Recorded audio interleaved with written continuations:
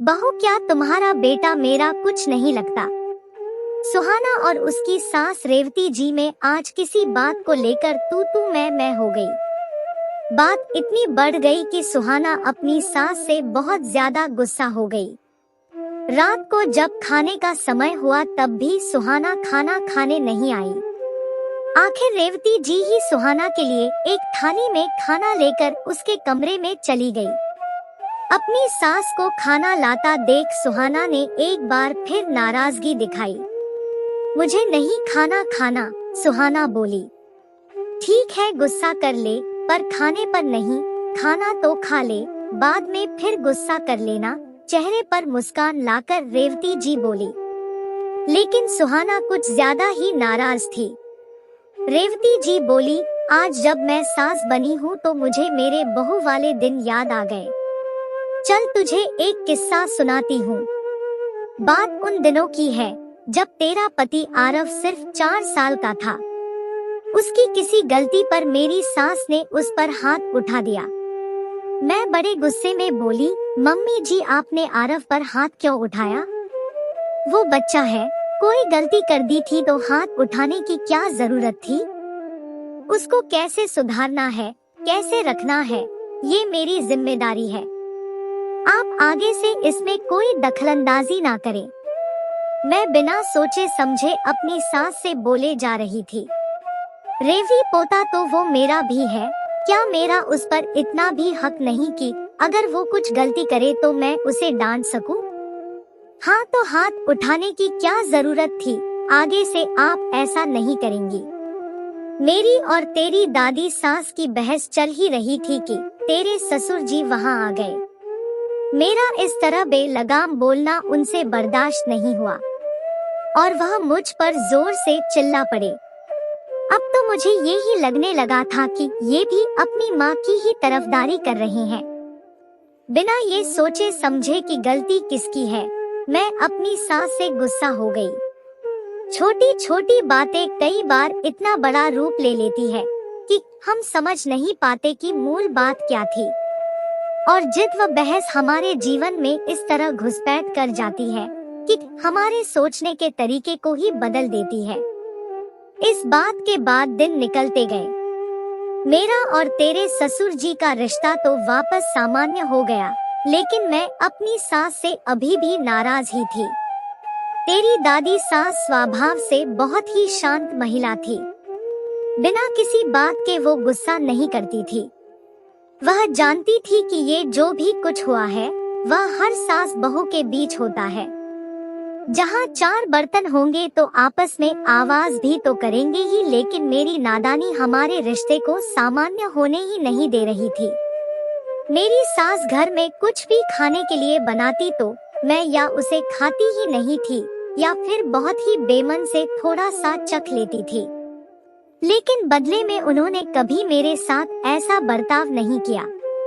उन्हें पूरा यकीन था कि कभी कभी तो मेरे व्यवहार में बदलाव आएगा ही, और वह मौका भी आ गया। एक दिन सुबह सुबह सासू जी ने सर्दियों के लड्डू बनाए और जब मैं खाना खाने बैठी तो मेरी थाली में भी एक लड्डू परोस दिया। मैंने अपने स्वभाव के अनुसार लड्डू का 1/4 हिस्सा लेकर बाकी का लड्डू डिब्बे में डाल दिया। सासू माँ ने एक बार फिर कोशिश की, रेवती एक लड्डू तो खा लो बेटा। नहीं मम्मी, मुझे ये ज्यादा पसंद नहीं है। इतना कहकर मैंने बात खत्म कर दी। उसी रात मेरे भाई भाभी का आना हुआ। भैया भाभी को अचानक आया देख मैं तो खुशी से फूली नहीं समा रही थी, लेकिन मेरे मन में ये डर भी था कि सासू माँ कहीं मेरी शिकायत उनसे ना कर दे। सासू माँ उस समय खाना खा रही थी। जैसे ही मेरी भाभी अंदर आई, उन्होंने मेरी सास के पाँव छुए। अपने साथ लाए हुए डिब्बे में से सर्दी का लड्डू निकाल कर बोली, मम्मी जी जरा चख कर तो बताइए कैसे बनाए हैं मैंने लड्डू। हम यही पास में ही बाजार किसी काम से आ रहे थे तो सोचा थोड़े लड्डू आप लोगों के लिए भी ले चले। मेरी भाभी के दिए लड्डू को सासू जी ने न केवल बड़े चाव से खाया, साथ ही लड्डू की भरी पूरी प्रशंसा भी की। यह सब देखकर मुझे बहुत शर्मिंदगी महसूस हुई। अब बारी मेरी थी। जैसे ही भाभी मुझे लड्डू खिलाने लगी, मैं बोल पड़ी, भाभी मुझे ये लड्डू ज्यादा पसंद नहीं है। अरे दीदी, आपको कब से ये लड्डू पसंद नहीं आने लगे? मैंने तो जब से शादी के बाद देखा है, आपने तो ये लड्डू बड़े ही चाव से खाए हैं। मेरी हालत तो काटो तो खून नहीं जैसी थी। सुबह जिन लड्डुओं के लिए अपनी सास को मना कर दिया था, उनकी पोल आज भाभी ने खोल दी थी और इतनी ही देर में भाभी ने लड्डू मेरे मुंह में घुसा दिया।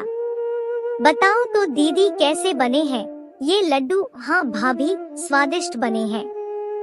बात को संभालते हुए मैंने फिर बोला, रुको भाभी, मम्मी ने भी सुबह लड्डू बनाए थे, मैं भी आपके लिए लेकर आती हूँ।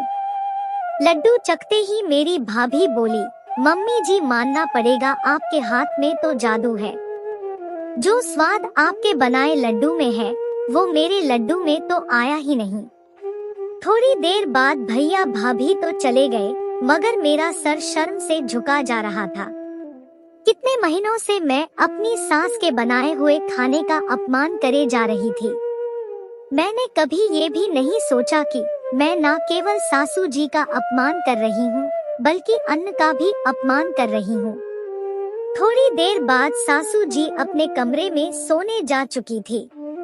मैंने देखा कमरे की लाइट जल रही है, तो मैं उनसे बात करने के लिए चली गई।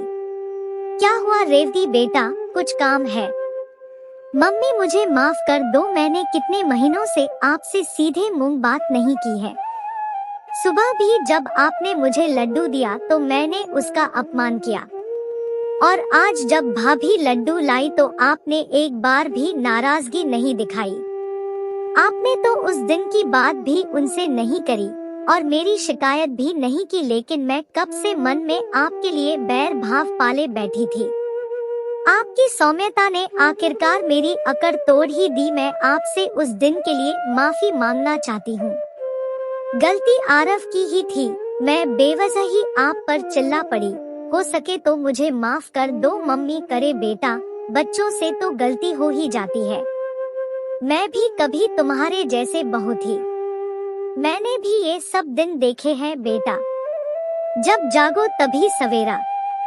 हाँ, मैं एक बात जरूर कहना चाहूंगी, परिवार में नाराजगी चाहे कितनी भी हो, कभी भी खाने पर गुस्सा नहीं निकाला करते।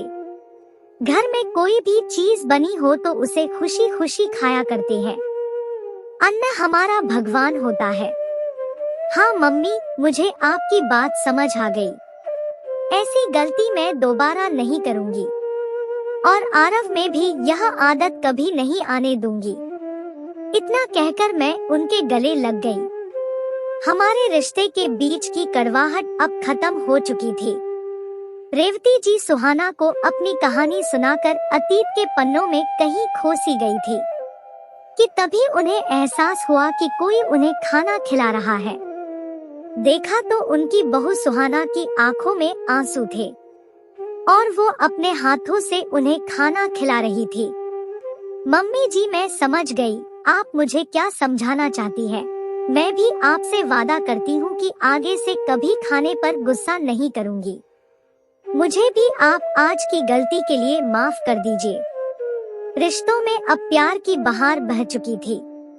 सारी कड़वाहट खत्म करके दोनों सास बहू ने साथ मिलकर खाना खाया। एक अजनबी ऑटो ड्राइवर ने कैसे की लड़की की मदद। कहाँ जाना है मैडम? तेज बारिश में सड़क किनारे खड़ी पूर्वी ने हाथ हिलाकर ऑटो को रुकने का इशारा किया तो ऑटो के ड्राइवर मंजीत ने अपना ऑटो रोककर पूर्वी से पूछ लिया, भैया जाना तो मुझे पटेल नगर था, मगर आप मुझे चौराहे तक छोड़ दीजिए। मैं आपको पटेल नगर तक छोड़ दूंगा मैडम।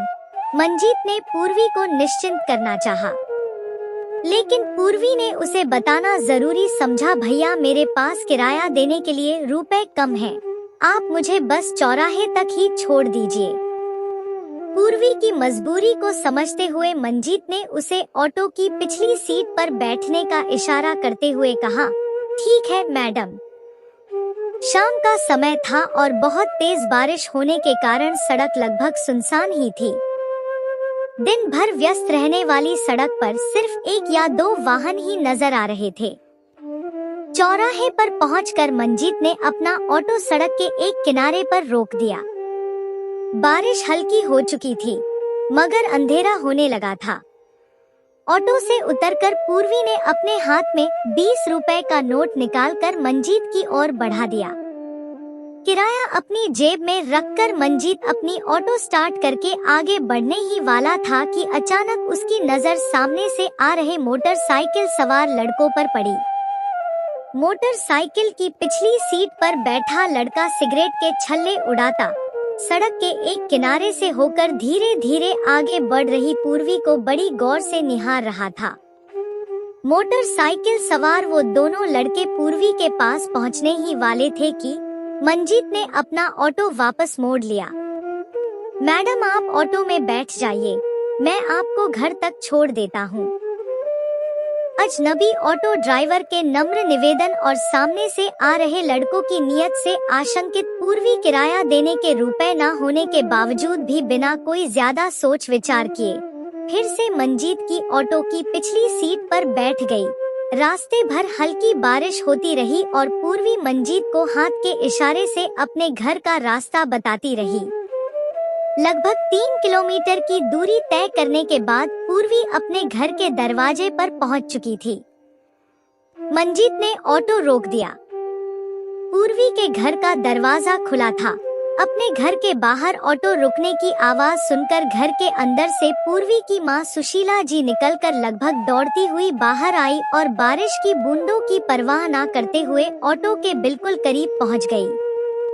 ऑटो से उतर रही अपनी बेटी पूर्वी पर नजर पड़ते ही सुशीला जी भावुक हो उठी। बेटा, मेरा मन बहुत घबरा रहा था, तेरा फोन भी नहीं लग रहा था। माँ, मेरे फोन की बैटरी डिस्चार्ज हो गई थी, इसलिए मैं आपको फोन नहीं कर पाई।